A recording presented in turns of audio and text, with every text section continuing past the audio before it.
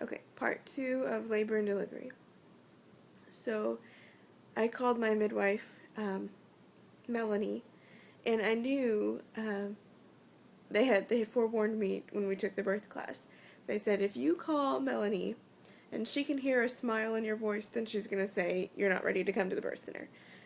So by the time I called her, she could hear that I was not smiling, and she's like, "Okay, sounds like you need to come in right away." So we went, and that was about 8:30. I want to say between 8:30 and 9 that we were headed towards the birth center, which is a good 30 to 45 minutes away, depending on traffic.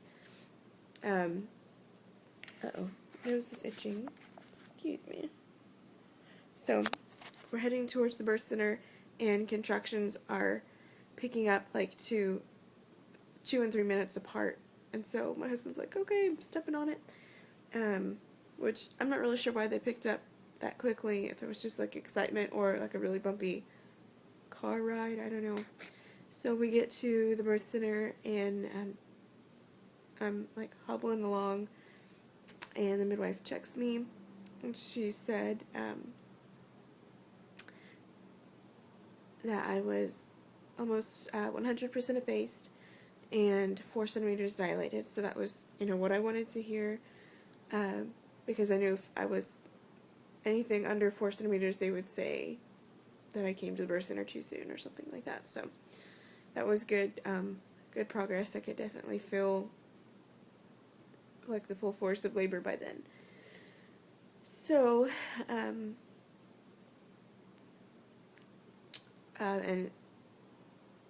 after the baby was born, she told me that when I had come in that morning, that she could tell just by my body language and the way I was carrying myself that I was definitely going to deliver that day. So it was written all over my face, apparently. So we, after being checked out in the clinic, we went back over to like the birth house, the birth room, and got all our bags and stuff in, and I tried to labor on, and this is where it all gets like completely fuzzy for me, because it just, to me, everything happened at once, and then I had a baby. So the details here is where I get a little blank, because I was not focused on anything but like surviving contractions by that point. So I remember I was like on the birth ball, and I don't know, to me it felt like 15 minutes. It was probably a really long time.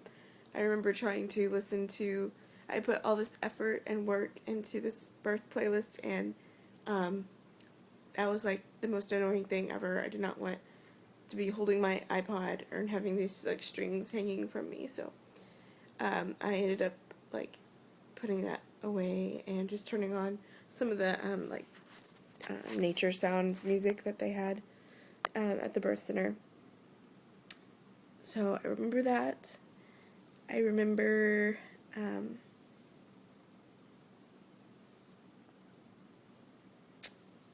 don't really remember what happened after that. Like, I remember, okay, I'm just going to tell you what I do remember. And I don't know, like, in what order these events occurred.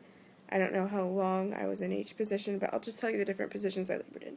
So when I first came, I know that I was on the ball, birth ball, and I was kind of like rocking back and forth. I know that I labored on the bed for a while. And I know that I was really uncomfortable on the bed. I did not like that.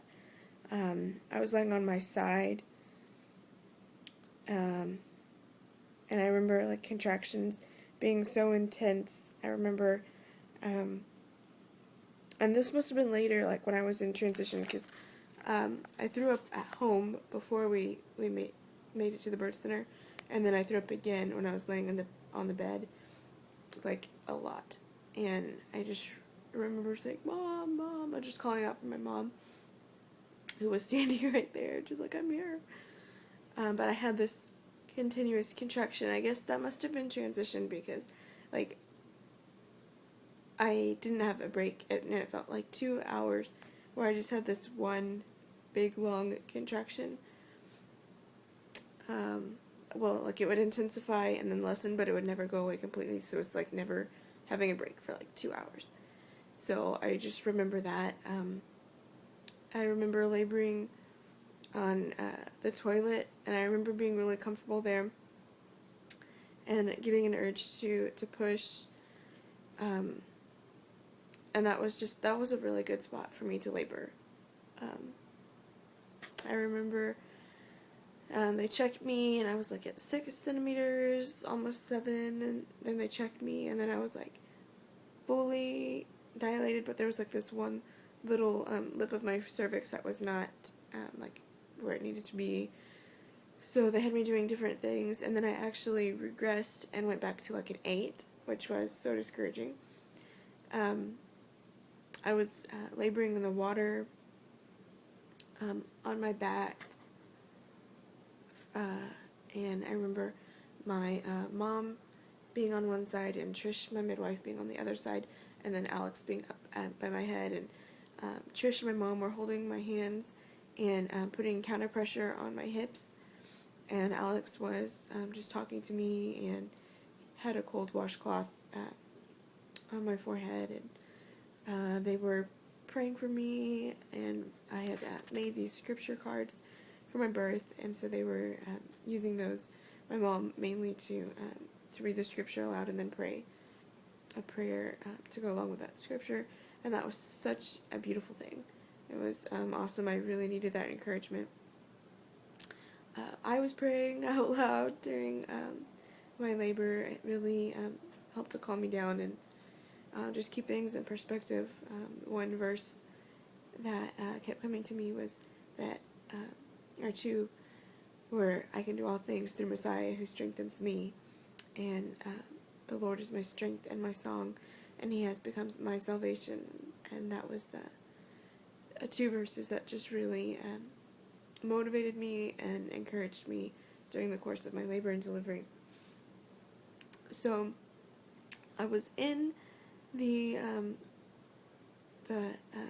water, and I think they figured out that the baby wasn't coming down fast enough, or needed to come down faster. They wanted to see more progress, because by this time it was already like, everyone had guesstimated my mom said I would have the baby by 3, was her guess. The midwife said by 6, and at this time it was probably like 7 o'clock in the evening, and still no baby. So they had me get out of the water, which, oh man, I did not like. They had me on the bed, I think, again, and that did not last very long. I was like, I don't want to do this. So they had me get up and do like figure 8s with my hips, and it basically was like salsa dancing with my husband for a good long while to help bring the baby down, and I could definitely feel like the pressure of her coming down when I was standing. So that was very effective. Not very comfortable, but effective nonetheless. So that worked, and then I did labor back on the toilet, which is a good place to be. I was so like worried about like pooping in the water, and it happened on the toilet, so that was, good place to be before you start the big pushing. I was doing like some pushing on the toilet, and so it worked out in my favor to do that there. And then Trisha was like, okay, let's go back to the bed, and I was like, no way, honey, I'm not going back there. I want to be in the water. So we got back in the water. I labored on hands and knees again for a little bit, and then I started having some back pressure, and it was, okay, I'm going to pause this and do part 3, sorry.